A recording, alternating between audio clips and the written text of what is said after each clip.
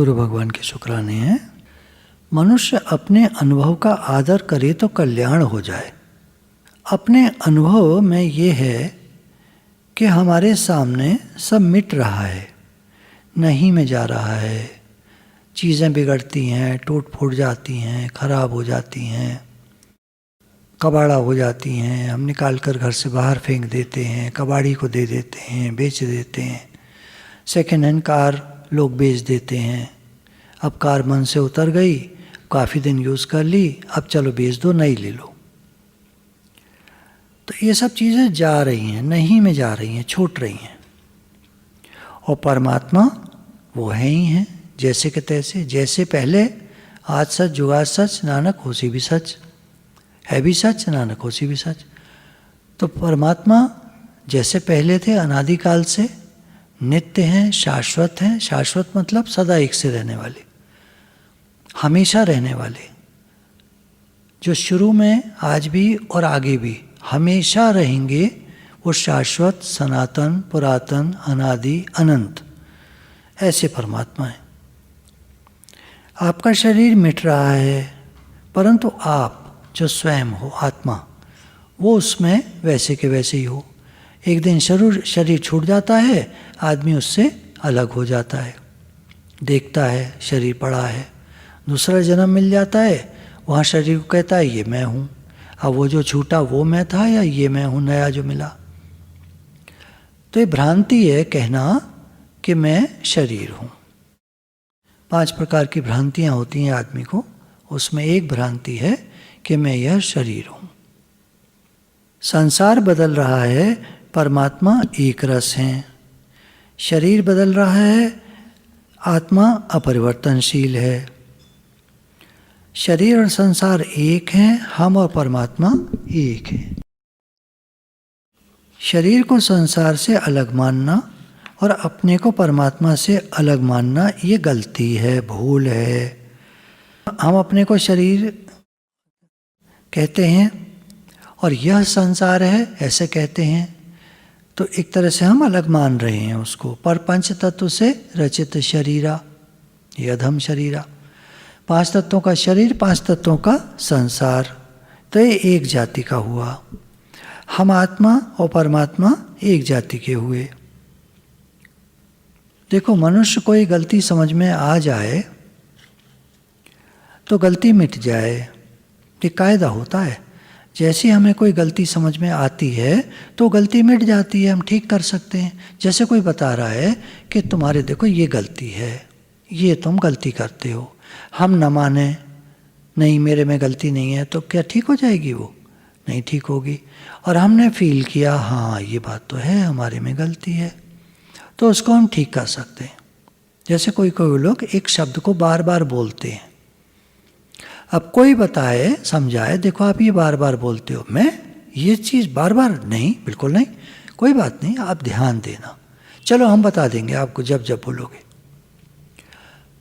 अब वो व्यक्ति अपना भाषण करता है, बोलता है, जब बोलता है तो 10 बार टोक देता है, देखो आपने ये बोला, देखो ये बोला, देखो ये बोला, देखो ये बोला।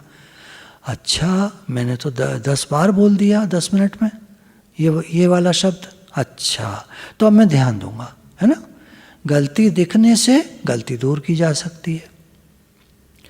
जो भूल होती है, भूल को समझते ही भूल मिट जाती है, ये कायदा है।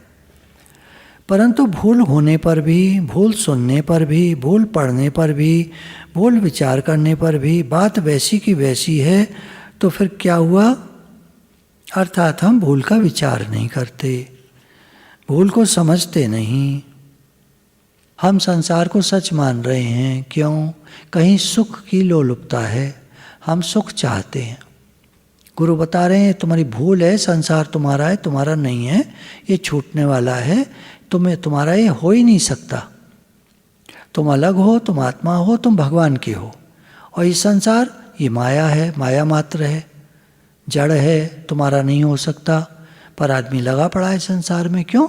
सुख लोलुपता के कारण, उसको सुख प्रतीत होता है वहाँ पर। शास्त्रों ने कहा है जगत ऐसे है जैसे मृग तृष्णा का जल। प्यासा आदमी रेगिस्तान में दोपहर के टाइम पर उसको दूर पानी दिखता है, प्यासा होता है, भागता है उसकी तरफ, वहाँ जल होता ही नहीं, और दूर चलता चला जाता है वो, क्योंकि वो तो एक टोटल रिफ्रैक्शन ऑफ रेज है, सन रेज। वहाँ पानी है ही नहीं, जल है ही नहीं, मिराज है, मृग तृष्णा है, रिफ्लेक्शन है, रिफ्रैक्शन है, तो आदमी भागता रहता है। ऐसे ही ये संसार में हाथ किसी के कुछ आता नहीं, एक दिन सब छूट जाता है। इसको अपना बनाना, अपना मानना मूर्खता है।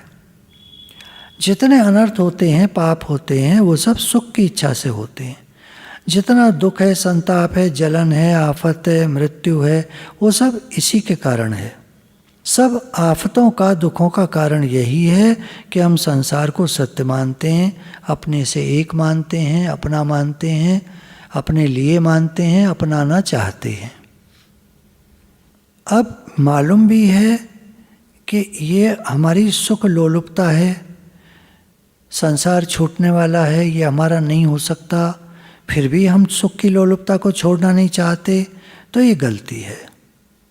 सुख मिल जाए, आराम मिल जाए, बड़े बड़े अनर्थ हो रहे हैं, बड़े अन्याय हो रहे हैं, बड़ा बड़ा नुकसान हो रहा है, क्या करें?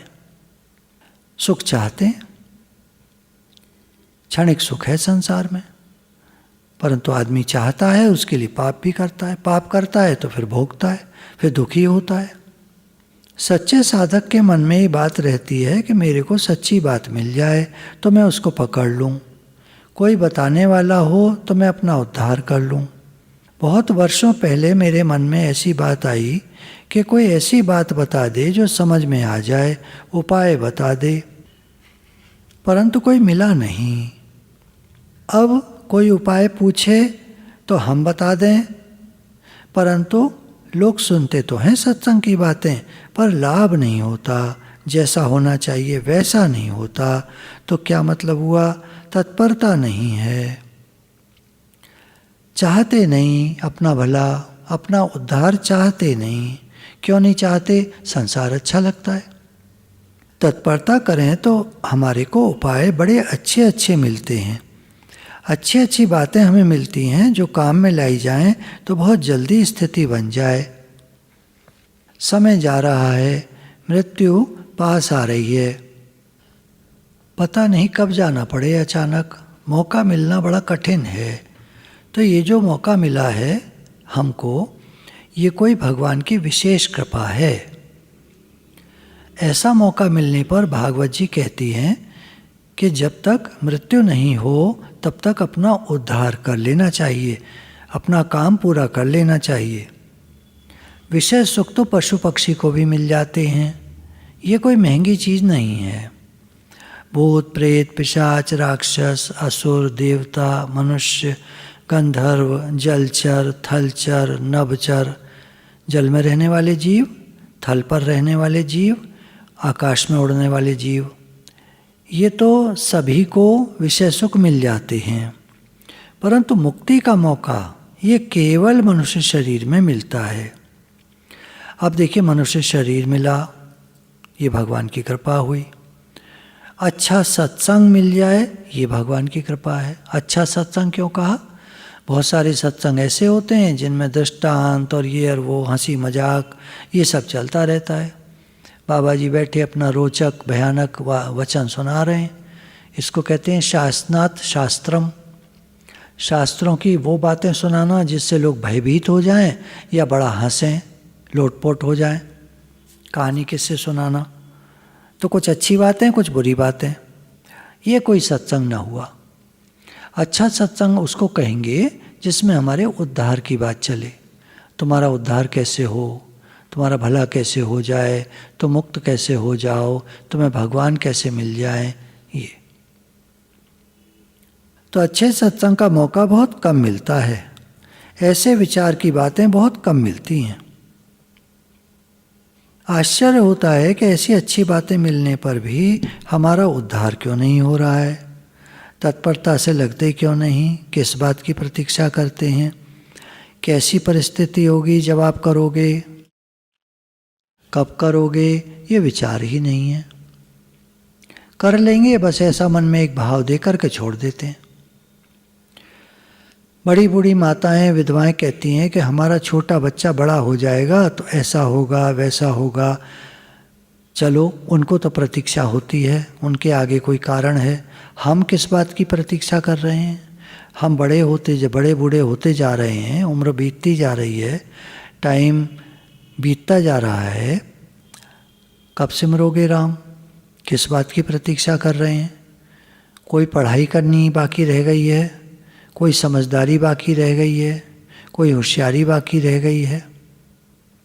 आप जैसे हैं वैसे के वैसे ही परमात्मा को प्राप्त कर सकते हैं। इसमें कोई योग्यता या अधिकार की आवश्यकता नहीं है। परमात्मा की प्राप्ति के लिए कोई योग्यता नहीं चाहिए, केवल मनुष्य होना चाहिए बस। इतना सुंदर हो, इतना पढ़ा लिखा हो, इतना योग्य हो, ऐसा कुछ नहीं होता। भगवत प्राप्ति के लिए हर व्यक्ति मनुष्य होना चाहिए, अधिकारी है। देखिए, धनी का अधिकार निर्धन पे होता है ना। कोई पैसे वाला नहीं है, उसको पैसे की आवश्यकता है, तो धनी अपना अधिकार जमा लेगा उस पर। तब पैसा दूंगा जब मेरा ये काम करोगे, ये साइन करोगे, ये पेपर भरो, ये करो, वो करो, अधिकार जमा लेता है।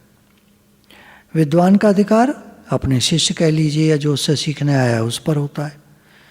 योग्यता का अधिकार अयोग्य पर होता है। अब देखिए, परमात्मा से ज़्यादा कोई जानकार नहीं है, विद्वान नहीं है, धनी नहीं है, उनसे कोई बड़ा है नहीं। अब उनके अधिकार में यदि हम आ जाएं, जैसे धनी के अधिकार में निर्धन आ जाता है, भगवान सबसे ज़्यादा योग्य हैं, उनके अधिकार में अगर हम आ जाएं तो हमारा तो बेड़ा पार हो जाए, उद्धार हो जाए।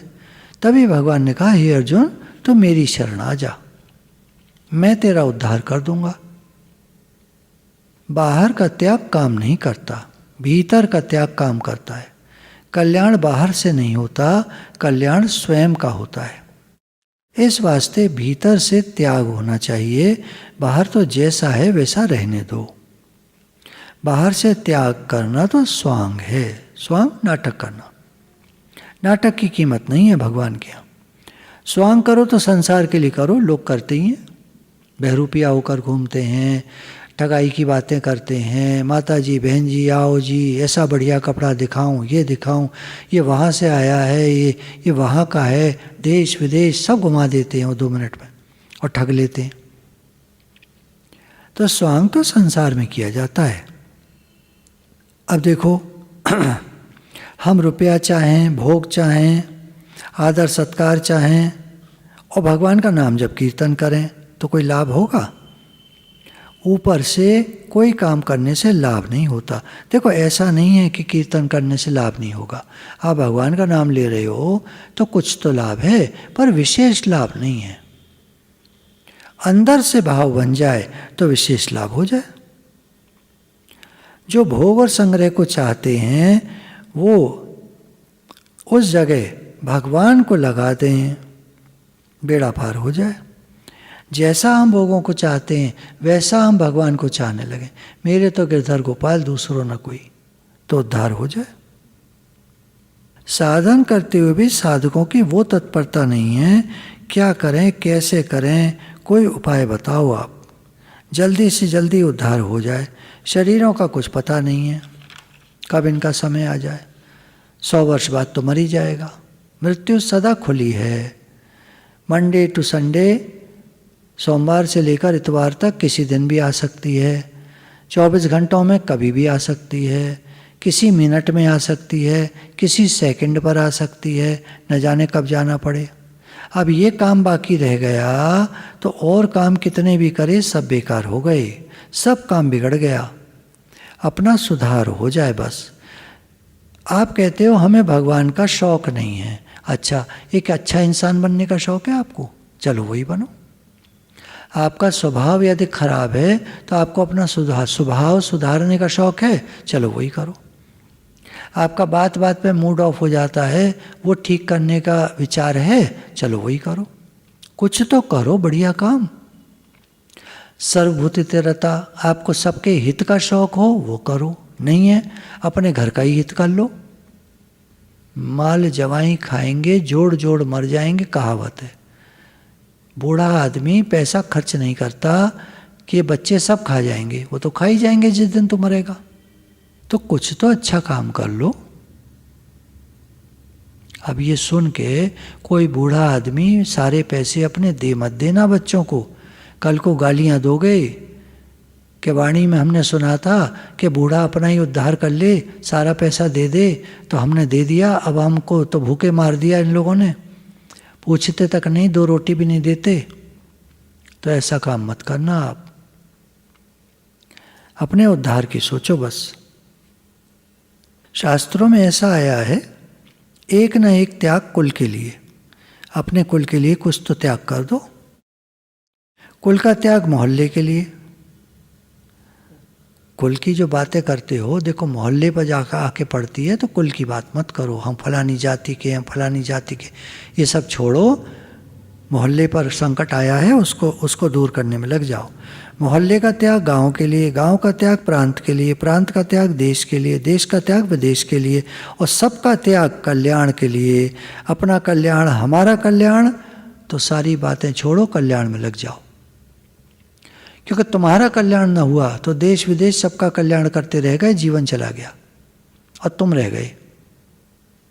तो इसलिए शास्त्रों ने कहा है कि अपना उद्धार जो करता है वही वास्तव में श्रेष्ठ पुरुष है। कल्याण के लिए सबका त्याग कर दो, कोई बिगड़ता हो तो परवाह नहीं, अपना उद्धार कर लो। और तुम्हारा उद्धार हो गया तो बेड़ा ही पार हो गया, और ये रह गया तो सदा दुख पाएंगे, और ये काम हो गया तो सदा मौज हो जाएगी। इसमें स्वतंत्र हैं सभी। संसार में पद पाने के लिए सभी स्वतंत्र नहीं हैं। योग्यता चाहिए, अधिकार चाहिए। कहीं कहीं तो पद पाने के लिए घूस देनी पड़ती है, घूसखोरी चाहिए, फिर भी मिलना मुश्किल। पद मिले ना मिले, मान सम्मान मिले ना मिले, उतना आदर सत्कार मिले ना मिले।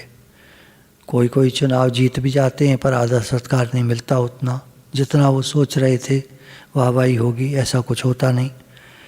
तो ये सब संसार में मिले ना मिले पता नहीं है। माँ होती है पर माँ के मन में भी पक्षपात हो जाता है। भगवान के यहाँ पक्षपात नहीं है। जात भजो, गोजर भजो, और वामे भजो अहीर, तुलसी रघुवर नाव में सब काहू को सीर। सबका अधिकार है, जीव मात्र का अधिकार है। परमात्मा की गोदी सबके लिए तैयार है।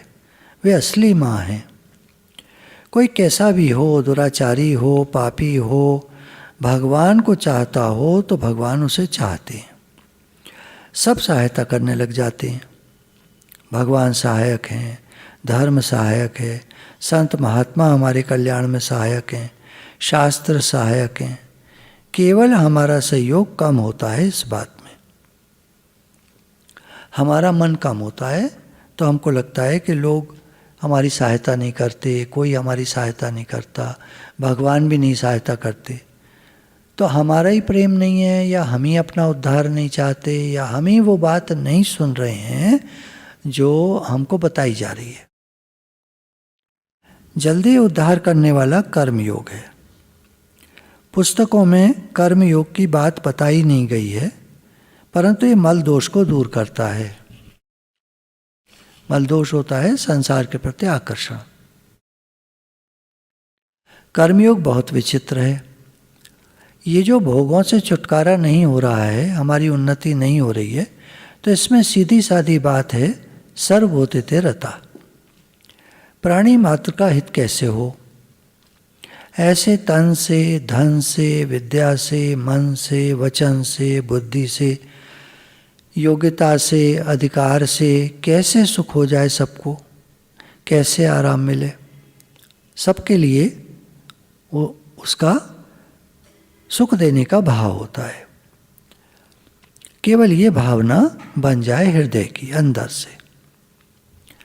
जैसे लोगों की स्वार्थ की भावना होती है, मैं धनी हो जाऊं, भोगी हो जाऊं, इतना मेरे पास भोग सामग्री हो जाए, सुख वैभव हो जाए, आराम हो जाए, मेरा आदर हो, मेरी प्रशंसा हो जाए, ऐसे मन में होता है लोगों को। इतना सामान हो, इतना पैसा हो। ऐसे ही कर्मयोगी की बात बताई कि सबको सुख कैसे हो, सबको आनंद कैसे हो जाए, सबका कल्याण कैसे हो जाए, सबका उद्धार कैसे हो, ये लगन लग जाए तो मुक्त हो जाए। भगवान ने कहा निष्काम भाव से कर्म करता हुआ मनुष्य, सर्वभूतिरता कहा कर्मयोगी को, निष्काम भाव से कर्म करता हुआ मनुष्य मुझे ही प्राप्त होता है, मुक्त हो जाएगा।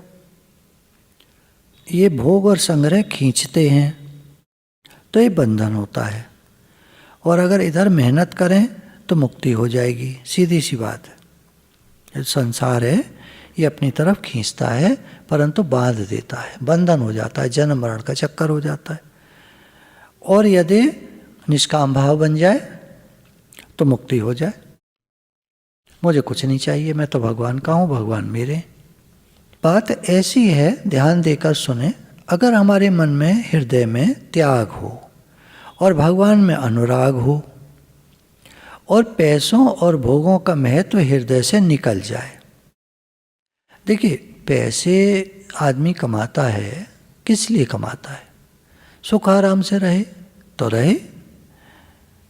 पैसा गुरु कहते हैं इस्तेमाल करने के लिए बहुत अच्छी चीज़ है, पर जमा करने के लिए ठीक नहीं है। कमाना आसान है, उसको जमा करना, ठिकाने लगाना, कहाँ लगाएं, क्या करें। लोगों ने प्रॉपर्टी खरीद ली, नुकसान चला गया, तो उसको ठिकाने लगाना मुश्किल होता है, तो ज़्यादा पैसे का कोई लाभ नहीं। और ज़्यादा पैसा कमाने में कर्म बन जाते हैं, झूठ, ठगी, बेईमानी हो जाती है, कर्म भोगने पड़ते हैं आगे चल के, पैसा साथ जाता नहीं, यहीं रह जाता है, तो ऐसा घाटे का सौदा। तो ये महत्व जो है, महत्व बुद्धि जो हमने कर ली है पैसों और भोगों में, ये निकल जाए। पैसा रहे, काम की चीज़ है, काम आता है, वो एक अलग बात है, पर महत्व बुद्धि करना ये मूर्खता है, साथ जाएगा ही नहीं। पैसे का दुरुपयोग नहीं करना है, सदुपयोग करना है।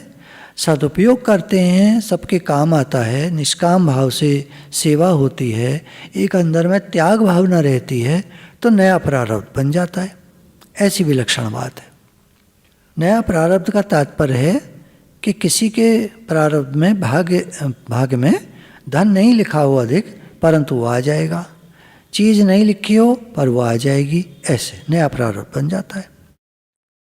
जैसे घर में सभी घर के आदमी हैं, कोई चोरी करने वाला नहीं है, तो ताला लगाने की आवश्यकता ही नहीं है घर में। जिस घर में नौकर चाकर इत्यादि नहीं होते, कुछ लोग रहते हैं घर वाले ही, तो घर के अंदर ताला थोड़ी लगाया जाता है। परंतु जहाँ नौकर चाकर सेवाधारी होते हैं, वहाँ माता जी अपने स्टोर में ताला लगा देती हैं, अपनी जो दाल मसाले की अलमारी होती है उसमें ताला लगा देती हैं, घी जहाँ रखती हैं, चीनी पत्ती, चाय पत्ती रखती हैं, वहाँ ताला लगा देती हैं। उन्हें लगता है कोई चुरा न ले, कोई इसका पी ना जाए, देसी घी को बचा के रखती हैं, छिपा के ताला लगा के, कोई खा ना ले। हम जब कोठियों पुरानी में रहा करते थे, तो वहाँ पर एक आध ऐसी सेवाधारी आई थी जो हमारे देसी घी में उंगली डाली, टेढ़ा करके निकाला और चाट गई। एक बार पकड़ लिया अम्मा जी ने, तब समझ में आया घी इतना जल्दी ख़त्म कैसे हो जाता था। तो जहाँ किसी को लालच नहीं है, जहाँ किसी को सामान को अपना बनाने का भाव नहीं है, वहाँ ताला लगाने की ज़रूरत ही नहीं है।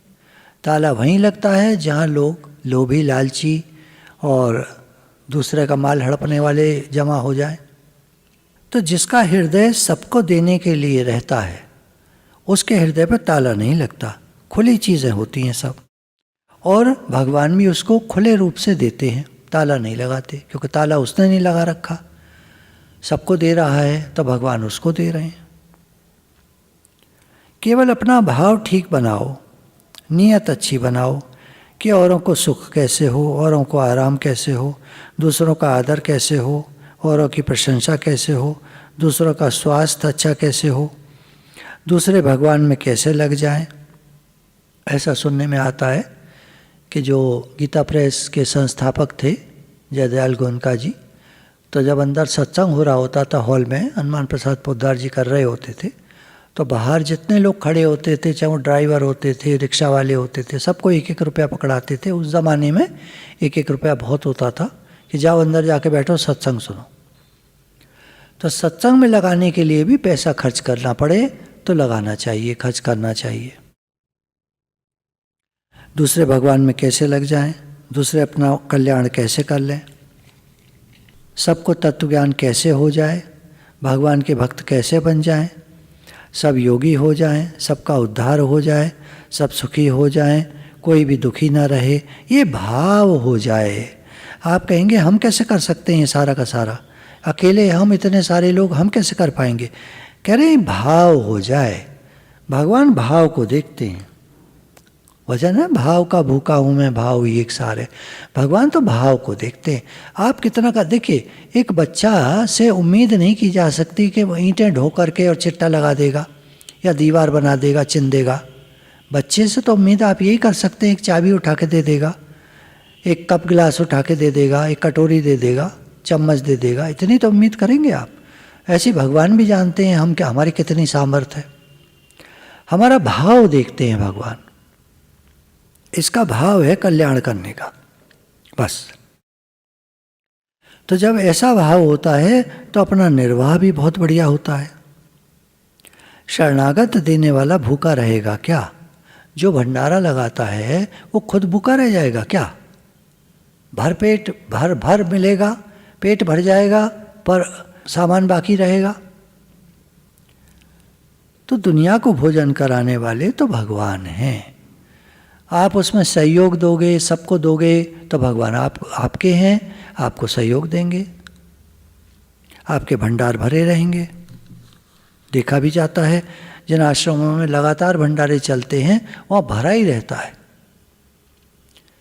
परहित बस जिनके मन माही, तिनका जग दुर्लभ कछु नाही। जो परहित में लगे होते हैं उनके लिए कुछ भी दुर्लभ नहीं होता, सब प्राप्त हो जाता है। अपना स्वार्थ कितना कर लोगे, और कर लोगे तो कौन सी उम्र तक कर लोगे, कब तक करते रहोगे? बहुत कर लिया, अब अपने को बदलो और दूसरों का हित करो। दूसरे का स्वार्थ सिद्ध करो, दूसरों को आराम दो, कैसे सबको सुख हो, सबका हित हो, कैसे सबका कल्याण हो। केवल लगन हो जाए, भीतर में भाव बन जाए। अब कितना हो पाएगा ये तो भगवान जाने, ये तो भगवान का संसार है। हम उनकी सेवा करते हैं, अब जितनी वो करा ले, ये तो उनके ऊपर है, मालिक तो वही है ना। वो जितना करा लें, हमारा भाव है हम सबका उद्धार कर दें, पर हम नहीं कर सकते। भगवान देख रहे हैं, भगवान कराएंगे, जितना कराएंगे, जिसका कराएंगे, जिसका लिखा होगा, जिसके अंदर भाव होगा मेरा उद्धार हो, वो आ जाएगा, उसका हो जाएगा। जैसे अपना स्वार्थ करने में एक सुख होता है, भाई हमारी ये चीज़ चाहिए थी, मिल गई, अच्छा लगता है, ऐसे ही दूसरों का हित करने में सुख हो, ये बहुत विलक्षण बात है। दूसरे का काम बन गया, हमें खुशी आनी चाहिए। दूसरे का हित हो गया, हमें प्रसन्नता होनी चाहिए। ये विलक्षण बात है, हर एक को नहीं होता। लोग जलते हैं दूसरे का काम बन जाए तो, पर जो कर्मयोगी होते हैं वो सबका हित में लगे रहते हैं, और सबका जब हित होता है तो उन्हें बड़ी प्रसन्नता होती है, विलक्षण होते हैं। ये जो लोगों को होता है ना कि मेरे को मिल जाए, मेरे को मिले, ये जड़ पदार्थों की ओर आकर्षण होने से होता है, और ये जड़ता है। दूसरों को मिले, ये चेतनता है। दूसरों का हित हो, दूसरों का कल्याण हो, दूसरों को आराम हो, दूसरों का आदर हो, दूसरों की प्रशंसा हो। जैसे हम उसमें इंग्लिश में भी किताबों में पढ़ते थे कि एक पार्टी लगी हुई है, वहाँ तरह तरह के लोग आते हैं। कुछ आते हैं मैं आया हूँ, I have come, I am. दूसरे होते हैं यू आर देयर, अरे आप भी आए, आप भी आए, अरे वाह, अरे वाह, आप भी आए, अरे वाह, बहुत अच्छा लगा आपको देखकर। दूसरों की प्रशंसा करना, उनका आदर करना, आइए आइए बैठिए, क्या लाऊं मैं आपके लिए। अरे भाई तुम्हारी पार्टी थोड़ा ही है, तुम भी तो यहाँ गेस्ट हो, तो क्या हो गया। हमारा जो होस्ट है वो बिज़ी है, वो कईयों की वो उसमें आने जो लोग आ रहे हैं तो उनके वेलकम में लगा हुआ है तो हम कर सकते हैं आपकी सेवा। क्या हो गया, आप बैठिए, क्या लाऊं आपके लिए, बताइए आप। तो भले कैसा भी लगे किसी को, पर हमारा भाव तो अच्छा है ना, हमारा भाव तो सेवा का है। हो सकता है वो हंसे हमारे पीठ पीछे तो हंसता रहे, पर अंदर में क्योंकि हमारा भाव शुद्ध है तो उस पर भी असर पड़ेगा। यदि हमारे मन में गड़बड़ी है, दिखावे के लिए कर रहे हैं, किसी स्वार्थ के लिए कर रहे हैं, तो वो समझ जाएगा इसका स्वार्थ है। लेकिन बाद में वो विचार करेगा कि उसका तो कुछ भी स्वार्थ नहीं था, उसने मुझे इतना अच्छे से ला करके वो चीज़ सर्व करी, उसका तो कोई स्वार्थ नहीं था मेरे से, वो गया अपने रास्ते, मैं गया अपने रास्ते, उस पर असर पड़ेगा। निस्वार्थ भाव का असर पड़ता है। प्राणी मात्र के हित में जो रत है उसका कर्मयोग सिद्ध हो जाता है, ज्ञान योग सिद्ध हो जाता है, भक्ति योग सिद्ध हो जाता है। कितनी विचित्र बात है, आप अपना करके कितना कर लोगे। प्रार्थना है कि आज दिन तक आपने बहुत कर लिया, लोभ किया, अपना काम किया, जमा किया, इकट्ठा किया। एक कहावत है, जोड़ जोड़ मर जाएंगे, माल जवाई खाएंगे, दूसरे लोग खाते हैं। अब थोड़ा सा ये करके देखो कि सबका हित कैसे हो, सबका कल्याण कैसे हो, सबको सुख कैसे हो जाए, सबका आदर कैसे हो जाए, सबको आराम कैसे मिल जाए, सबकी प्रशंसा कैसे हो जाए, अर्थात सर्वभूतिते रता, प्राणी मात्र का हित कैसे हो। केवल लगन चाहिए आपकी। आप कितना कर सकते हो, कितनी शक्ति है, कितना पैसा है, कितना आपके पास बल है, इसकी कोई आवश्यकता नहीं है। बस नियत बदल जाए, नियत बदलते ही आप में एक विलक्षणता आ जाएगी। भगवान, मेरा जन्म तो सबके हित के लिए हुआ था, मेरा जन्म तो आपकी सेवा के लिए हुआ था। हे नाथ, मैं आपका हूँ, आप मेरे हैं। हे नाथ, मैं तो आपकी सेवा करना चाहता हूँ। संसार आपका है, प्राणी मात्र आपके हैं, मैं तो आपकी सेवा में तत्पर हूँ। भाव बन गया, अब विलक्षणता आ जाएगी। सब अपने घरों का काम करते हैं, घर में ही चलो ये बात हो जाए कि सबको सुख कैसे हो, सबको आराम मिल जाए, परिवार सुखी हो जाए, सबका कल्याण कैसे हो। अगर ये भावना हो जाए तो घर में ही कितना काम बन जाए, घर के ही लोगों का उद्धार हो जाए।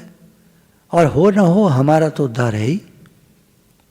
हमारी स्वार्थ की भावना चली गई, हमारा निष्काम भाव है, सबकी सेवा हो, घर में जो भी प्राणी हैं सेवा हो, सेवा हो रही है। और हमारा भाव शुद्ध है। मेन बात यह है, हमारा भाव बहुत अच्छा होना चाहिए। भगवत भाव हो तो और भी बढ़िया। हे नाथ, आप सब रूपों में हैं, आप आए, क्या साथ ले जाओगे और क्या साथ जाएगा? अच्छे कर्म साथ जाएंगे, अच्छा भाव साथ जाएगा, अच्छा आचरण साथ जाएगा, अच्छी आदतें साथ जाएंगी। तो सबका हित कैसे हो, ये भाव हमारा बन जाए।